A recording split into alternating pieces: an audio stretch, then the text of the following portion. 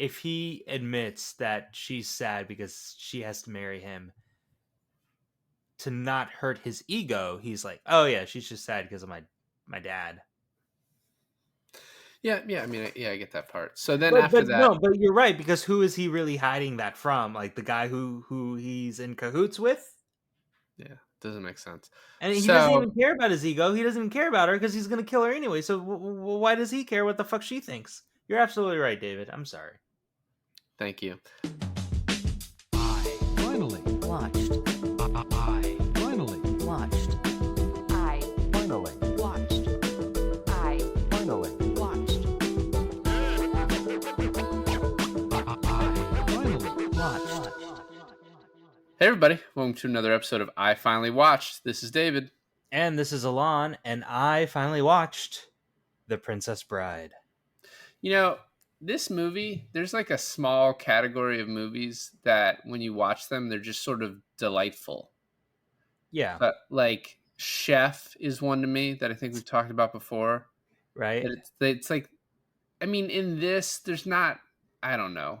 It's so funny you brought up Chef. I was talking about Chef to my wife couple like last week because we were talking about, is there a movie like, the what is it called, the Bechdel test that like women can't pass in movies, like It's not, it's men that can't pass it.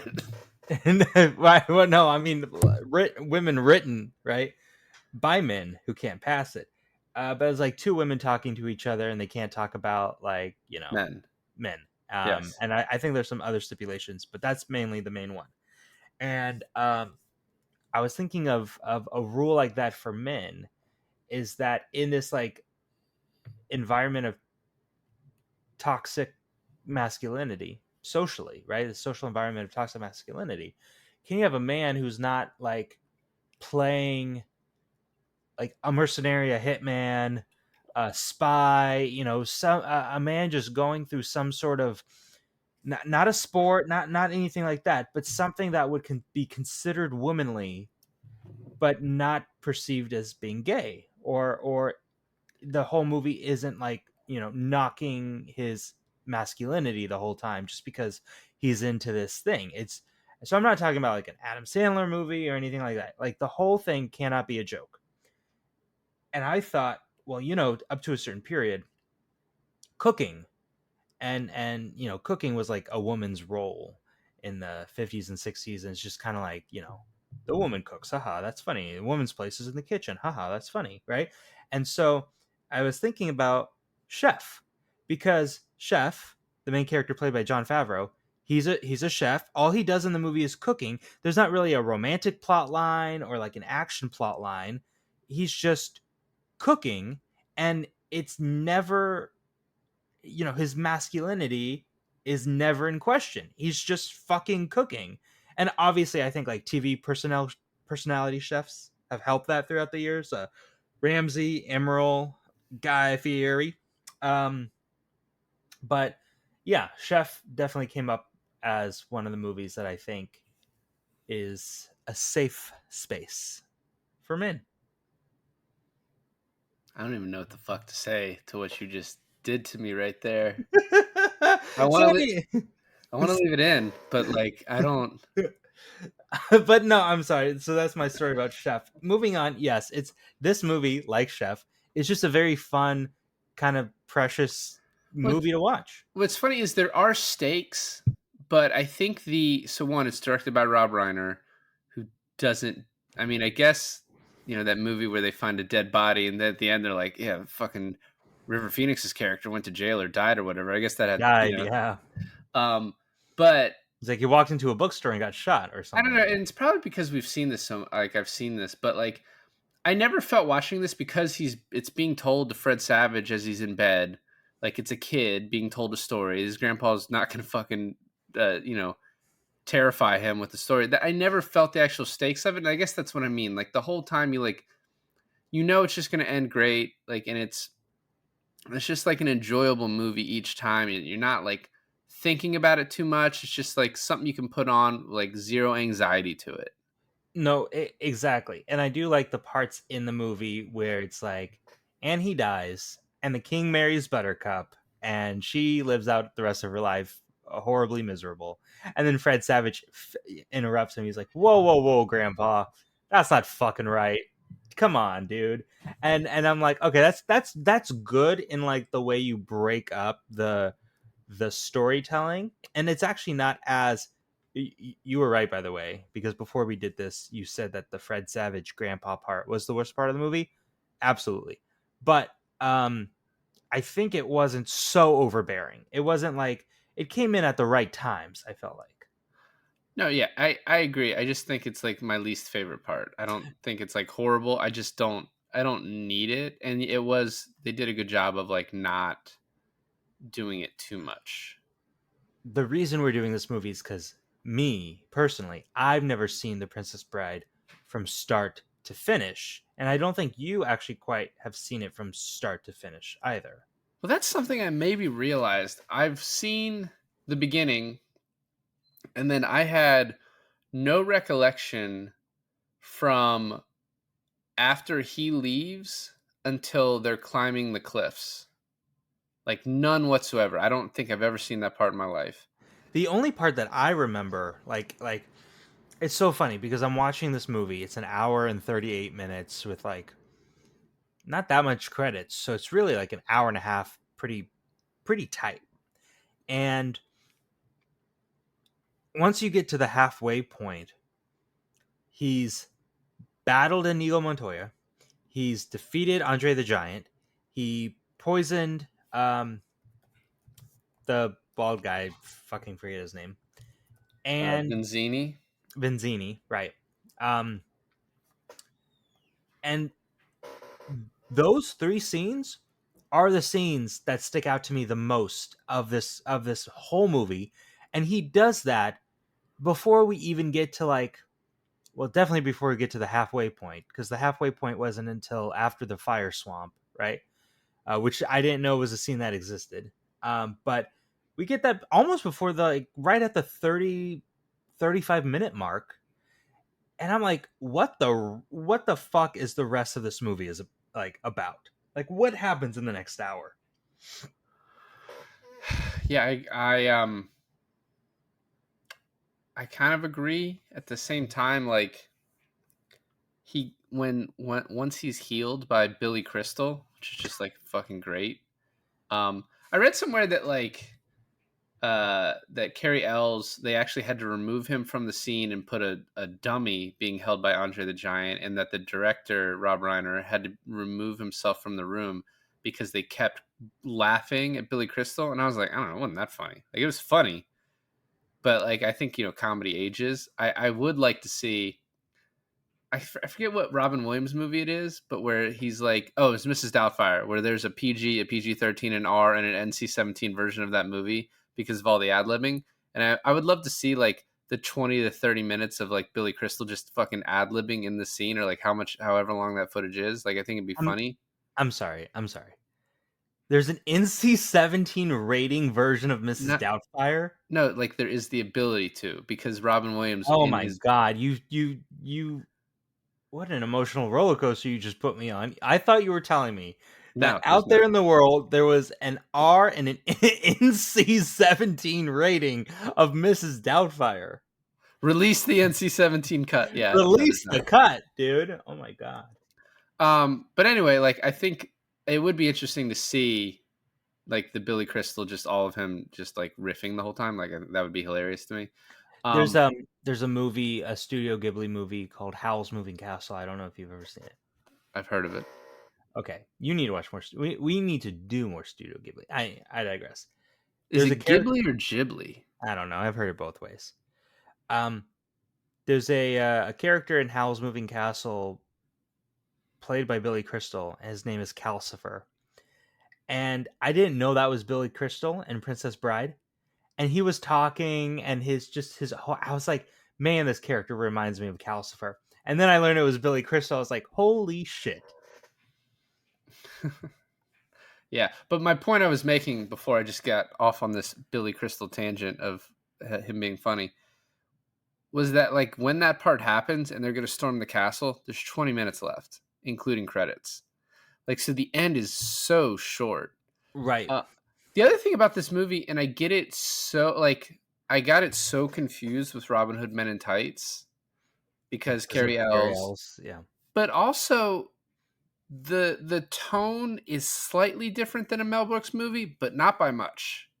Mel Brooks goes for definitely more screwball, but this movie is very much going for like comedy and like super dry, subtle comedy. Where like at one point the prince's right hand man is like, "Oh, you want to see me torture this guy?" And he's like, "Dude, I have to plan a wedding, plan the killing of my wife, planning like overthrowing another city. My plate's pretty full right now." You know what I mean? Like it's like a very funny line Right. said completely deadpan. Like this movie is super like it's more comedy than anything to me.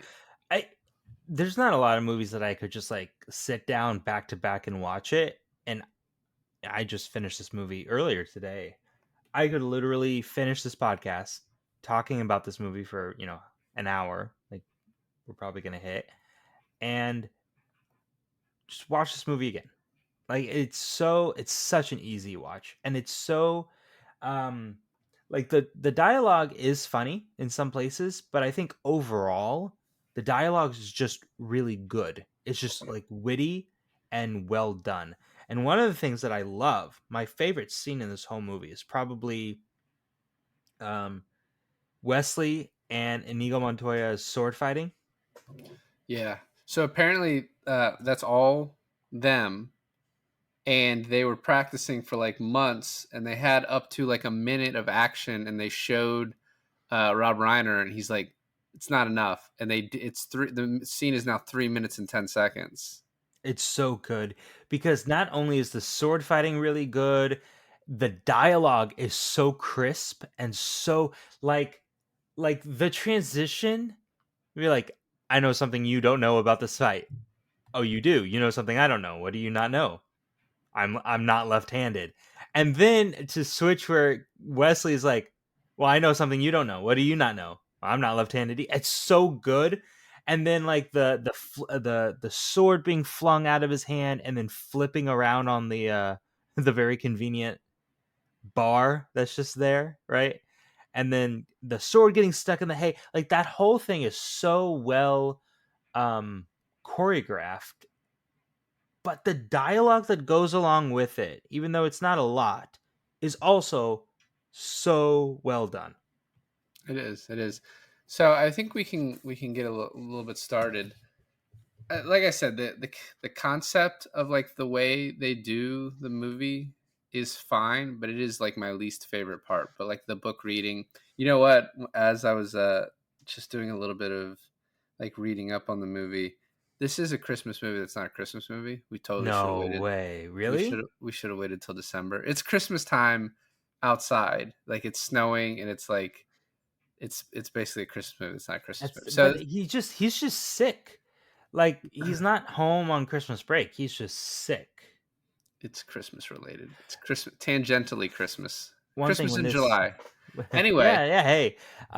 When this movie starts and it opens up on the baseball video game, it took me back to that framed thing we used to play where it's like shows one frame of the movie and you try to guess the movie. all right. If there was, and I'm sure there was, I just don't know if this was the frame that it showed, but if there was the guest Princess Bride and the first frame was the frame of the baseball game, there is no way in holy hell that I would have ever guessed Princess Bride. Yeah, I would the first one was always like super tough unless I don't know, sometimes like No, I but obviously that's what I'm saying though. The Princess Bride opens on a pixelated baseball video game, and it's so not what you think of when you think of the Princess Bride. the first picture in frame was either super tough or you're like, oh, that's way too fucking easy because you just like knew it. But I agree with you. Like that, I missed that part because I wasn't, I've seen the movie that, and once again, I was like, this isn't my favorite part of this, so I wasn't paying attention. So Sure. I don't even know what you're talking about. So I definitely would miss it. Oh, so as the movie opens, I don't need you to explain to me. I know what it's a just the video baseball game game. baseball game is. I So don't- anyways, no, so anyways, so he's playing the baseball game, and I love how his mom comes in, she's like, your grandfather's coming over, and he gives her this look like, God, really? And she's like, I know. And he comes in, and he's playing a video game when you are introduced to Fred Savage and he opens up this like could be a video game present. Like he opens it up so like joyfully, and then it's a book, which I don't know about you, but like I've been there for for like Christmas. Like you have a little box, you think it's the new video game, you think it's the new Halo, you open it up and it's a fucking book. So my son, the only thing he wanted for his birthday last week was Luigi's Mansion 3, which he called Haunted Luigi. And we kept asking him what he wanted throughout the days coming up. He's like, I want Haunted Luigi. And so like the night before his birthday, my wife's like, I'm going to give him a different gift first and see how he reacts. I was like, I don't know that's going to go well.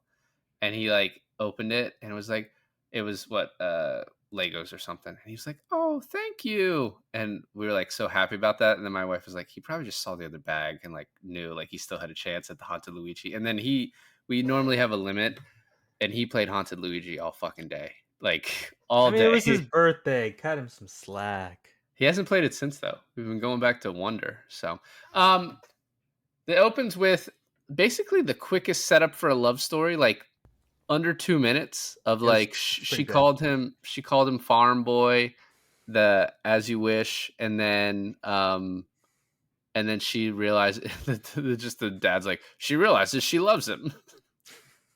And then I do the one Fred Savage line I do like, is this a kissing book? Because it is so like little kid to be like, is this a kissing book? Yeah. And then he has to leave. Is this smut, Grandpa? And he has to leave, and then like immediately he was murdered. Yeah. I love how they mentioned the pirates, like the pirate crew, the dreaded pirate, and you just fucking never see that. Like you just never. Although to give credit where credit's due, when they mention the screeching eels, I honestly did not expect to see screeching eels. Oh, but And you got screeching eels. I got screeching eels. And then that happened a couple other times too, where they mentioned some grandiose thing, and I was like, oh, just like the pirates, they're just gonna mention it. You're not gonna see it. And then you fucking see it. And I was like, you know what? The budget's there somewhere, just not for the dreaded pirate crew. They do that whole through line though is like sort of paid off, right? Because he explains it when they're in the fire swamp. Right. It's a moniker. I didn't remember the fire swamp all that well, and I was like, did he say fire swamp? And then you're in there and it's a swamp and then there's fire, and I was like, all right, well, yeah, it all checks out. Everything like checks fire out. geysers. So 5 years pass. She's gonna have to marry the prince, and she doesn't love him, and then she's kidnapped. And we're like 8 minutes into the movie. Yeah. And I love the guy that plays Vincini. Apparently, the word on the street was that Danny DeVito was like the first choice, and it's he would have been good. Vizzini. He would have. I actually, if I'm able to see both realities simultaneously, I don't know that I would prefer anyone else. So you want to be a hero? Well, whoop-de-doo. I don't even know what that was an impression of. What? That was Danny DeVito from Hercules. Oh, okay. Anyway. Wow. Wallace Shawn, though, who actually did the role, like, I wouldn't replace him. It's the most memorable part of the movie to me is the Sicilian part. Yeah, with the drinks. Yes, like the most memorable part. It's sort of stolen by like Sherlock at the first episode of the Sherlock show with Benedict. Right. But anyway, they kidnap her. Also, I think they did something about that. Like they parodied that in one of the Bill and Ted's too. I've never seen a Bill and Ted. I've seen first one. I don't know how they would. I mean, I guess this came out in what, 87. So the kidnapper gonna kill her to start a war. Montoya doesn't want to do that. Andre the Giant doesn't want to do that. I love Andre the Giant in this. I wasn't a wrestling fan when he was around. Okay. So this is what I know Andre the Giant from. Obviously, I've since like learned about his wrestling prowess. Mm-hmm. But I love him in this. Andre the Giant, not that great of an actor. I mean, he's playing like a giant. He does pretty well as being a giant. You know what I mean? Like I'm that's just kidding. Yeah. He's fine. he's rest in peace, Alonso. Maybe show some fucking respect. Okay. Okay. And then I love is they're like Andre the Giant starts rhyming, and Vizzini's like, "Could you guys stop rhyming right now? Like, please stop." It's You know, so it's just funny like because it's like a long road trip, and he's like, "Please, we can't do this the whole way." it's funny because it's almost like a rapport that only Inigo and the Giant have, and you never see it again. The rhyming, definitely. You do see the rapport, although that would have been if you were going to do a sequel. The backstory on those two, like how they met, would have been like I would have watched that whole movie. Also, That'd be- this is like Mandy Patinkin looks so different in this from Dude, anything else I've ever seen him in. have you watched him in Criminal Minds? No, I've seen like clips. When I realized that Inigo Montoya and the guy from Criminal Minds were the same guy, I shit a brick. I was so amazed. I was like, wow, that's what Yeah. aging does to you. Well, then I don't know how I didn't realize this. Although, so Christopher Guest plays Count Rugen, the six-fingered guy. Yes, yeah. And apparently, Rob Reiner, when he saw him at the after party for the movie, was like, "Oh fuck, Christopher Guest was in this movie," because he said he like so sunk into the character. That's funny. And then the king was played by Susan Sarandon's ex-husband. Oh, ex-husband? Yeah, So she kept Sarandon? she did. So she was married to him, got divorced, kept the name, Yeah, married Tim they were married in the '60s. She's kept his name since then. Robbins. I couldn't think of his name a second ago. Yeah, Tim Robbins. Susan Sarandon, always had that quality about her. And then I saw Bull Durham, and like I can't look at her the same way. You're just like, oh yeah, she's always been hot, still to this day. What's Bull Durham? The baseball movie with Kevin Costner, Susan Sarandon, and Tim Robbins. I don't know. Okay, I believe you. Oh, we'll do it. We're gonna do it. It's happening. We should.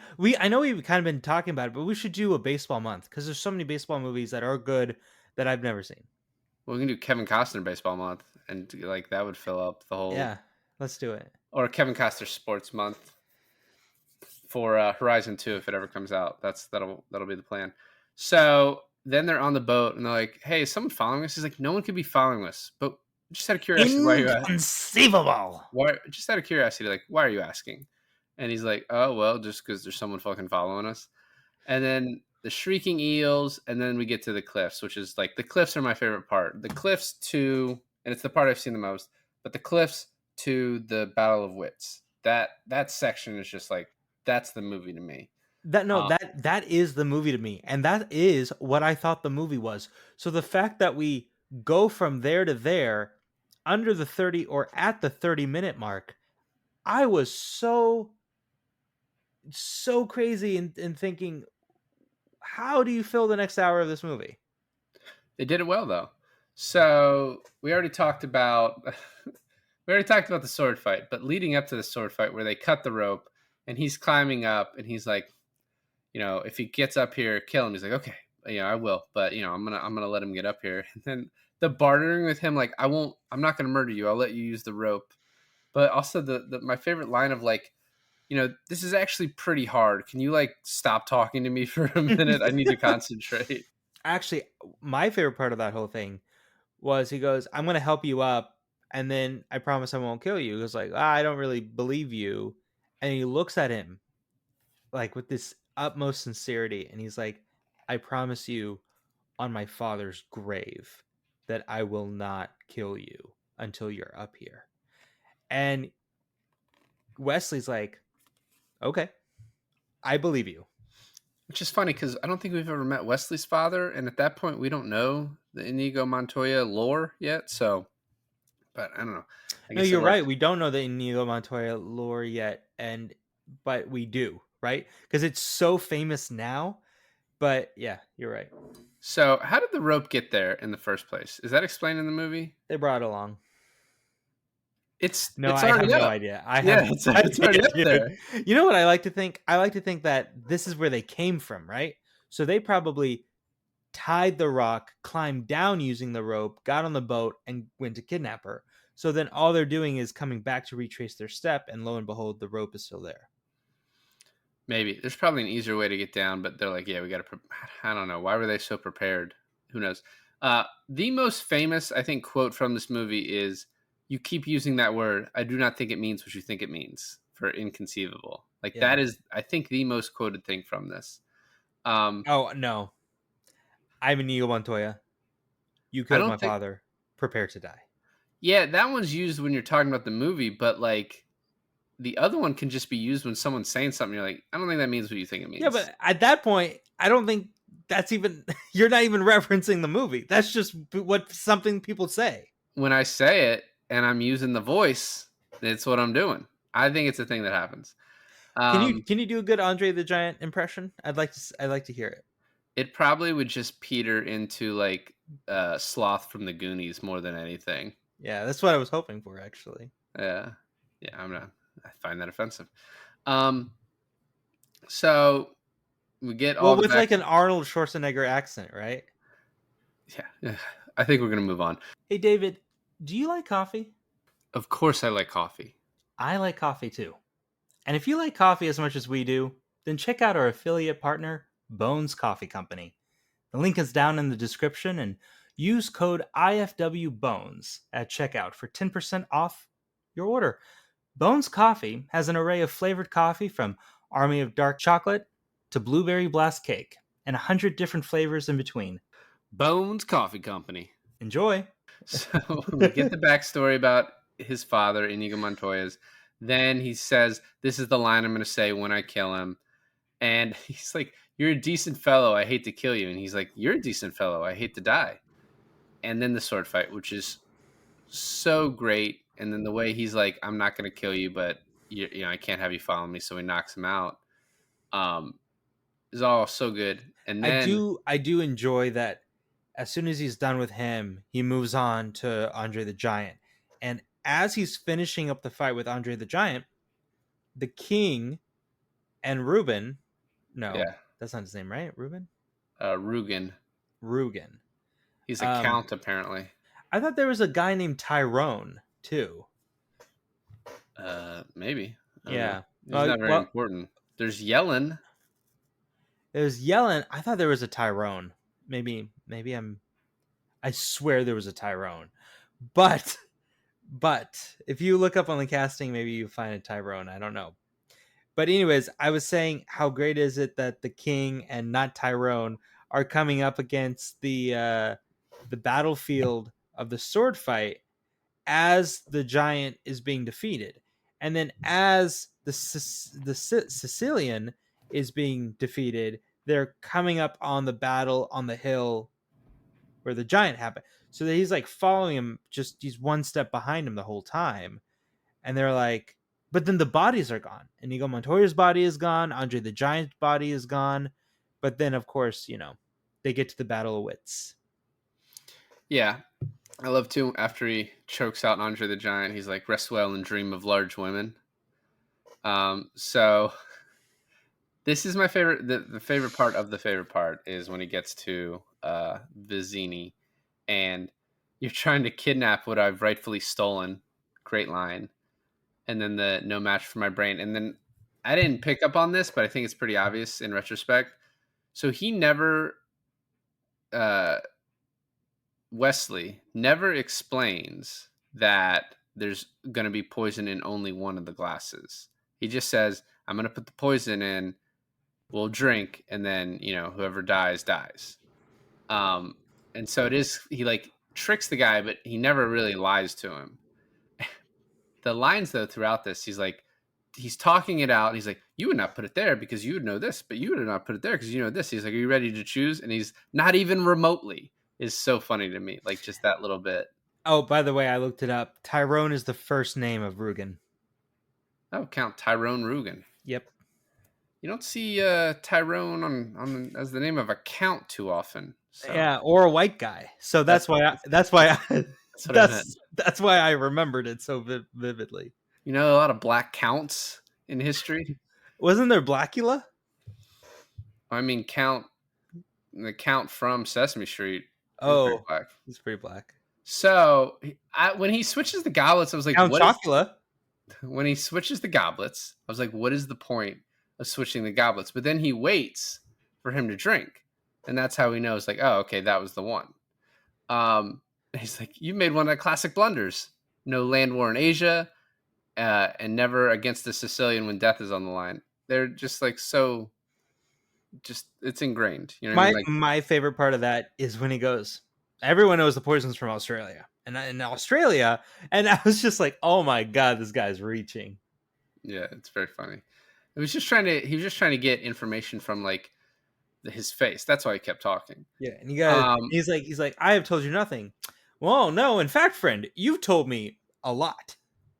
So, this is when we first see the prince. What I like about the prince is, in some movies they'll have this character following he's pure evil. In some movies they'll have this character who's like he loves this woman too, but he's not right for her. We want her to end up with Wesley, right? Mm-hmm. And I think for a lot of this movie, you could see like, oh, maybe the prince is just a good guy that's, with the wrong woman, Well, this part of the movie isn't the first time we're seeing the prince. right. Well, yeah, we see him for like a second earlier, but it's when we first like really are like getting to to learn about him. Right, he's a great tracker. The way he's tracking them, he's like basically like Sherlock Holmes, like looking at the dirt and like there was a struggle here. Oh, there was a sword fight. These are great swordsmen. This lasted 3 minutes.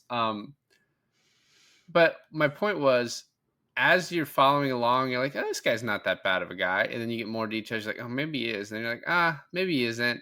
And then when you get to the point where he's like, I hired Vizzini to kill her, and now I'm going to get to kill her on the wedding night myself. This is kind of crazy. And you're like, oh, shit. Okay, he is a bad guy. Yeah. It's like, he's pure evil.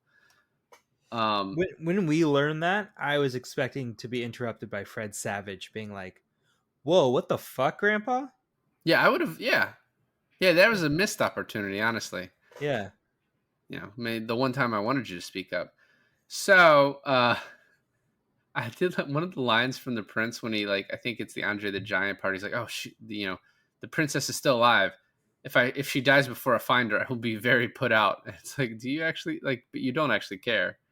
And then we get the part where well, she can't just, but that's the thing though, right? She can't just die. She has to die in a very certain way, in a very certain place, so that they could easily blame the other, country on her death, and then that would entice war. I guess, but they're pretty close to that other place now. I don't know in relevancy to the fire swamp, but sure. Yeah, we never saw a map. So at this point, Wesley basically is like still as like the pirate though, the Dread Pirate Roberts, which is like apparently that name's very foreboding.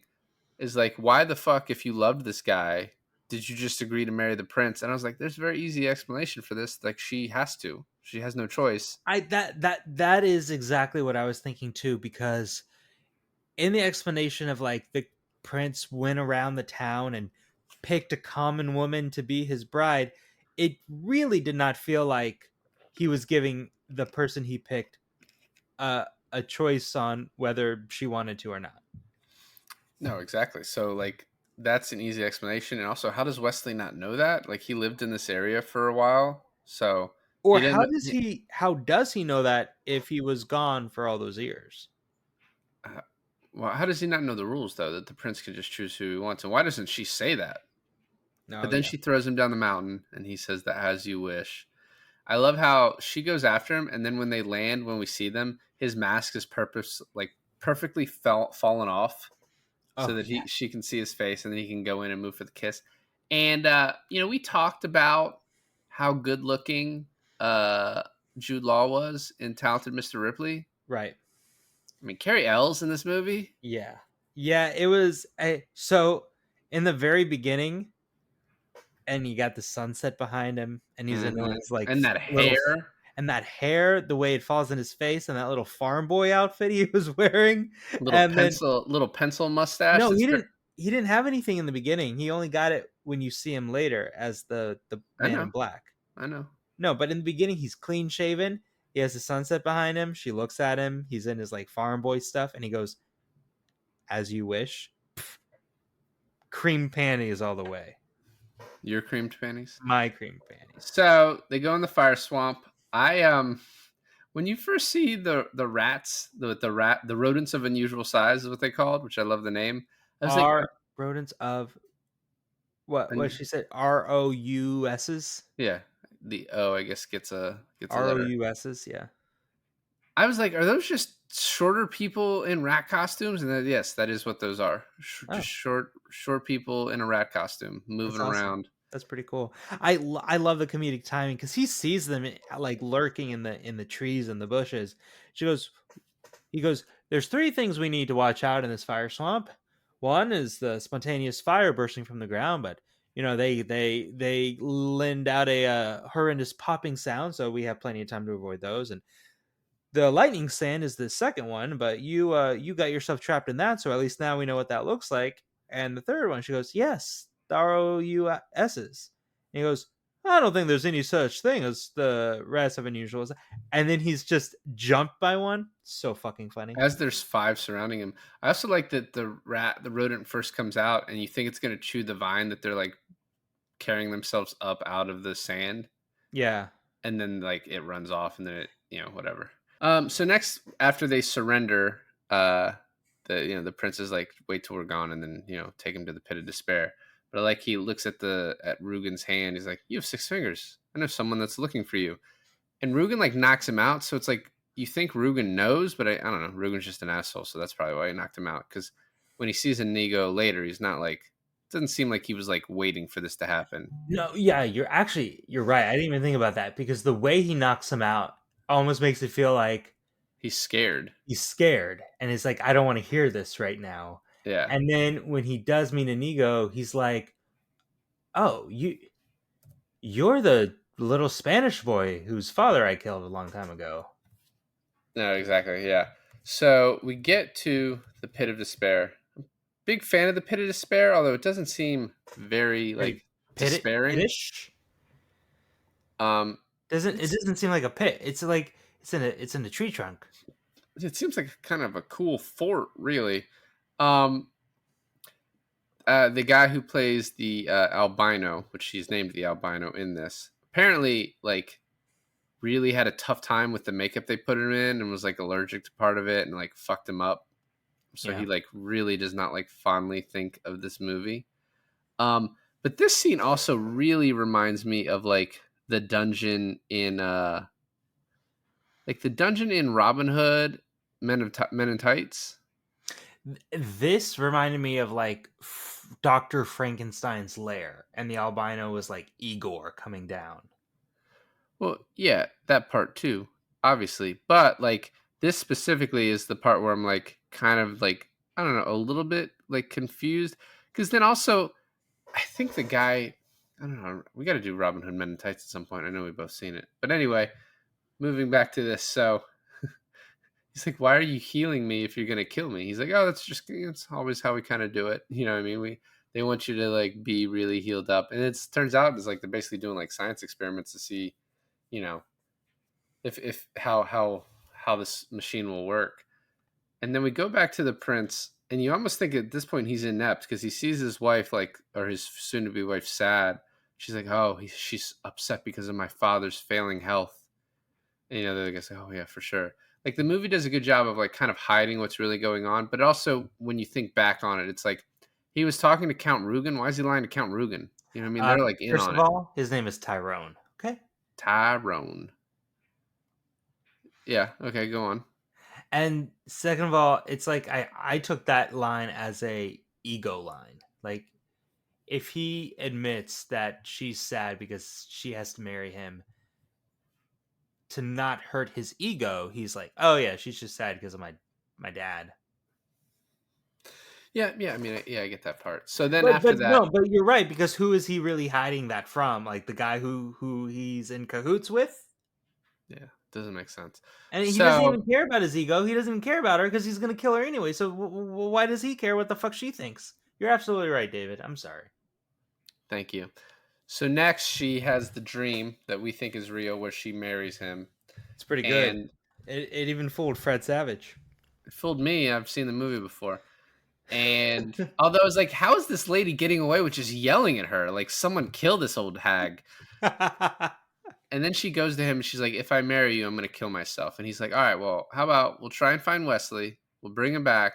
But if not, would you consider marrying me as an alternative to suicide? And she's like, This okay. is so funny and also so stupid because I know probably a lot of time has passed between then and the scene I'm about to talk about, but it literally does not feel like a long time has passed. Where he promises he's going to send out his 4 fastest ships with the letter to go find Wesley. Right. And what feels like the very next scene, he's like, all right, it's our wedding day. And she goes, yeah. And he goes, yep. And we'll go on the ships and go out to sea and I'll take you on vacation on our honeymoon. She goes, well, the ships, except for the 4 fastest ones that you sent out, right? He's like, huh? She's like, right? And then she's like, oh, you never sent out the ship, which I thought, it's like, well, dude, if you're going to make that promise, at least request to see the ships leave harbor. Well, I mean, she could have done that. She's not like a prisoner. She can, like, she was going on horseback rides. He said 10 days, right? They were getting married in 10 days. So he's like, I'll send the ships out. And then, in 10 days we'll get married. So that's like the timeline. I guess, but it just did not feel like 10 days has passed. Because 10 days to one, he's in the pit of despair for 10 days, or at that point they've already escaped and Billy Crystal is healing him for 10 days. I don't know, man. It's just 10 days. Like, you wanted to see, like, fucking a calendar, like the days getting checked off. Like, That'd it's be 10 cool. days. That'd be helpful. So they go tell him to kill Wesley, and then Christopher Guest goes down there and shows him the machine. It's just suction cups that, like, really hurt, and they're gonna suck your soul out. It's 4 suction cups on your torso, right? 2 on your nipples and 1 on your, I guess, your pelvic area, and then 2 on your temples. And this is when we get to see the knot on the tree and, like, the like where it's hidden. And this is also when we find out, like we had talked about earlier, the prince is the one who's trying to kill her to start a war. And then there's the clearing the thieves from the forest for the wedding, which is that so? He's like, oh, now it'd be an open area for, like, people to come in to kill her, and that's what I'll tell people. Like, I don't understand. Well, because that never pays off, right? Like, we never see that. I took it as like him doing his due diligence, because he's going to be the one to kill her, right? He's going to strangle her on their wedding night. So, which then why does he mention about the ship taking them to their honeymoon? There's not going to be a honeymoon. All right, whatever. You got to prepare as if there is. Well, no, so that's what I mean too. It's like you clear the thieves out of the forest because you want to make it look good. Like, you want to make it look like you're preparing the ships for war. You're trying. Oh yeah, that could be it too.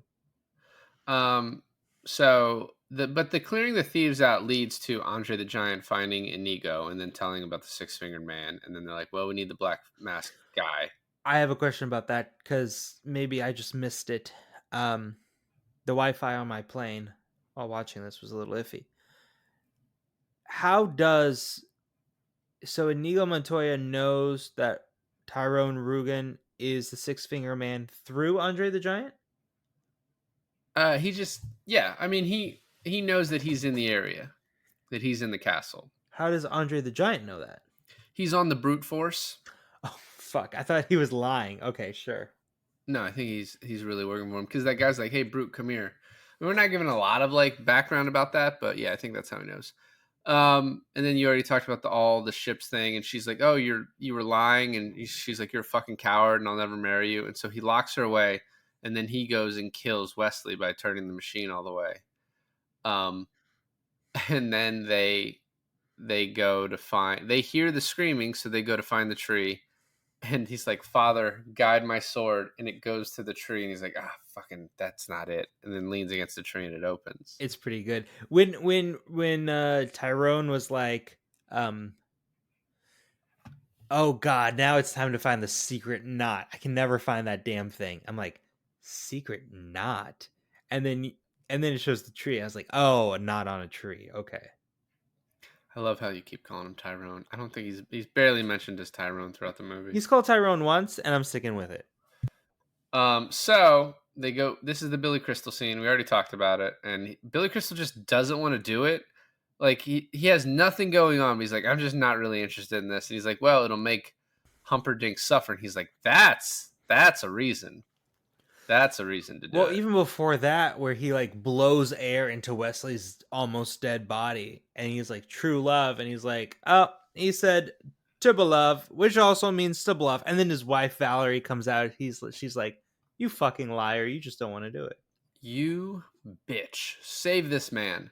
Um, after this, when they wake Wesley up with like the thing, they're like, oh, it's only been 15 minutes, but we don't have time.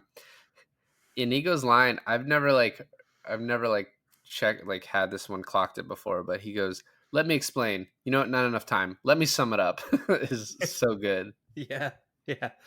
Uh, um, and and the fact that they storm the castle, Billy Crystal's line is like, "Good luck storming the castle," but the fact that they're storming the castle with Wesley still basically paralyzed from the neck down is fucking hilarious. Oh, and something that maybe you didn't clock in before, because I've never heard anyone talk about this, where he's like, "Man, if only we had a wheelbarrow." He goes, "Didn't we throw that albino in the wheelbarrow?" He's like, "Oh." He goes, Why didn't you list that amongst the assets? "That's," and then he goes, "Oh man, if only I had a cloak." And then Andre the Giant pulls out a cloak, and I was just like, "This is the funniest fucking scene." Yeah, like that's like very Robin Hood Men in Tights to me. Like it reminds me of so much. Yeah. And then marriage. Okay, I have a story. This is my story. I have a story about this. Okay. So I've never seen this movie before, and Taylor either has or hasn't. And if she did so long ago she doesn't remember it. Where I don't know if you do this with your wife, but you go through reels, maybe like you lie together on the couch and you just go through memes and reels off of like We Instagram. send them to each other, and then if she hasn't watched them a while, I then go to her. Okay, I sit her down and I open it up and I was like, watch these in front of me. good. Yes, we do the same thing. And then once we all run out of the things that we've sent each other, we just go about on the random ones, right? Yep. There was this cringe page. Oh yeah, you love that shit. I do love cringe. And it was a furry wedding. And without any context, the guy who was marrying the two nerds was dressed as a furry or whatever. And he goes into the entire monologue of the in Princess Bride where we go, marriage is a dream within a dream. And Taylor and I are dying laughing because we think that this is actually how this guy talks.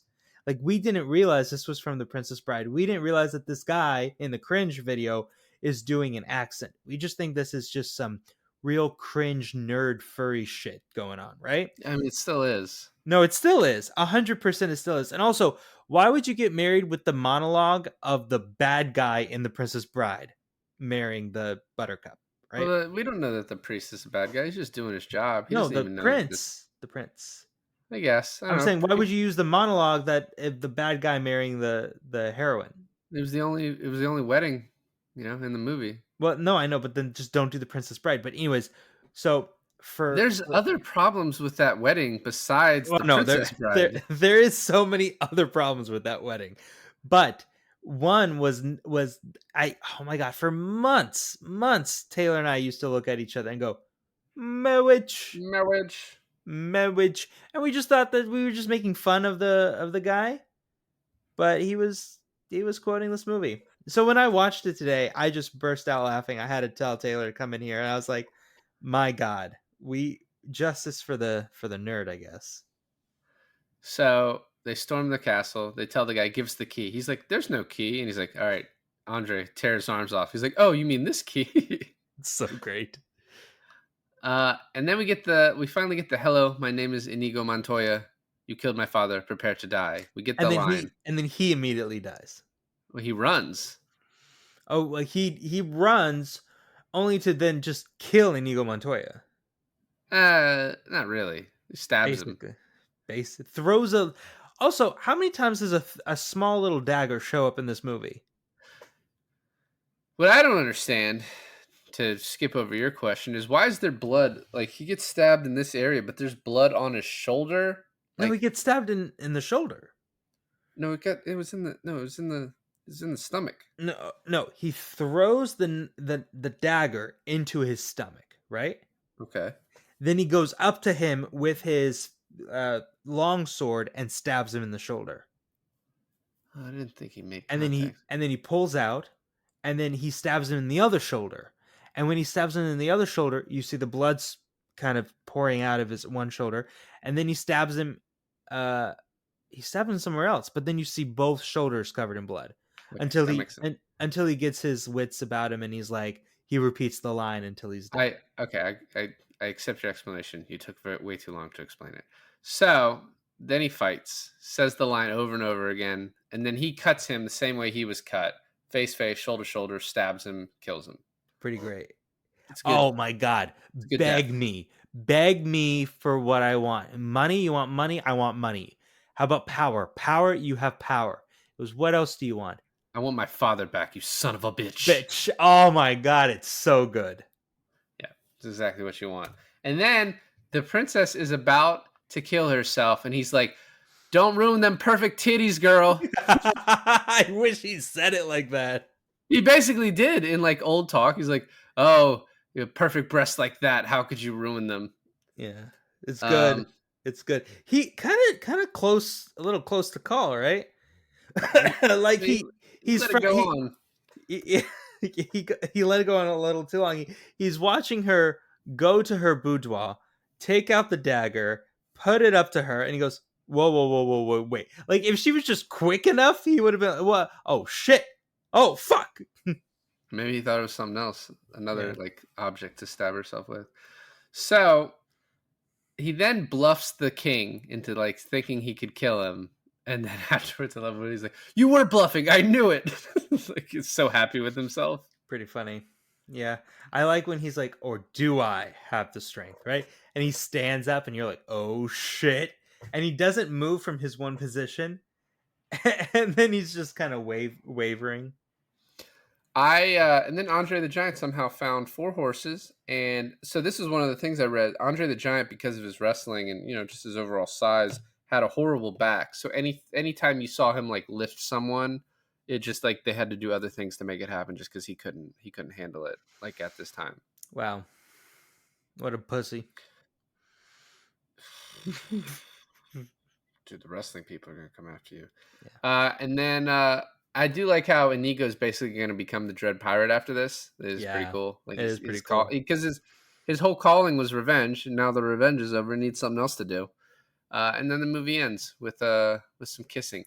Apparently, and this is my first fun fact, Robin Wright and Carrie Ells like were very infatuated with each other on this movie. Like Carrie Ells was quoted as like, "I could barely do my lines because I just kept looking at her," but both of them, each of them like took turns asking to redo the last scene where they're like making out on the horse or whatever. They're like, "Oh, we need another take."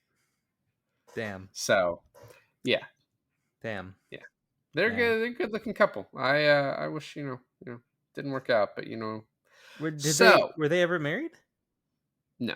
Oh. She was married to Sean Penn for a little bit. Oh, I thought you were gonna say at the time. I'm like, God. No. So, this movie was written by William Goldman. He wrote it for his daughters, and it's really funny. One of his daughter wanted a book about princesses, and the other daughter wanted a book about brides. And he, in a stroke of genius, was like the Princess Bride. He was trying to get it made for forever, and then eventually just had to buy the rights back because like the studios, it kept like not being made. And then when Rob Reiner came to him, he was like very hesitant. So he always wanted Andre the Giant to be, we haven't said Fezzik in the movie. We haven't said his name the entire time because it's fucking Andre the Giant. Of course I'm going to call him that. And when they were first going to make it like 10 years prior to this, they were going to use Schwarzenegger because Andre the Giant wouldn't do it. And then by the time they actually made it, Schwarzenegger was way too big for this part. and Andre the Giant was willing to do it. Because he was like retired. Yeah, I guess. I don't know. At one point, Sting was considered for Prince Humperdinck. That would have been good. I would not have minded that. I could also see uh fucking who's the guy from Labyrinth? Oh, David Bowie. David Bowie. I could see David Bowie. So Liam Neeson revealed that he auditioned for Fezzik, and Rob Reiner was like, "You're only 6'4". Get the fuck out of here, you short bitch." Yeah, I don't think he said it exactly that way, but you Liam get. Neeson's 6'4". Yeah, he's pretty fucking tall. Jesus. So then some other people who were considered for this. Kareem Abdul-Jabbar was apparently offered the role of Fezzik at some point, but he was still playing in the NBA, and so that didn't work out. Uma Thurman auditioned for Buttercup, and she was told she did not look like a princess. We never talked about the fucking name Buttercup.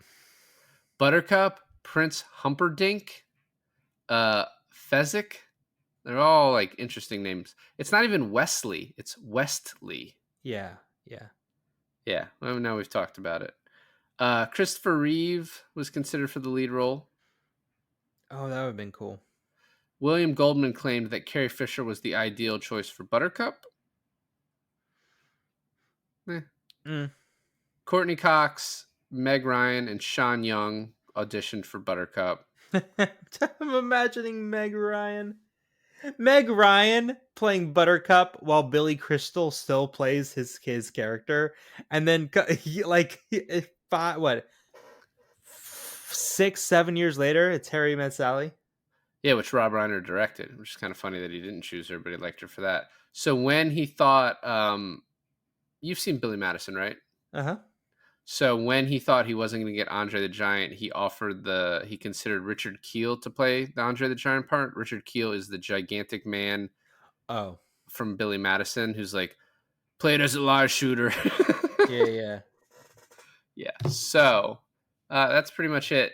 Like I said, this movie it's just a nice watch. You know what I mean? We're actually thinking about showing it to the kids soon. I think my wife said she tried before and like they weren't into it. Yeah, I actually wanted to watch it with our niece, who's 5 years old, and I've never seen it. So I asked Taylor. I said, "You think it's good?"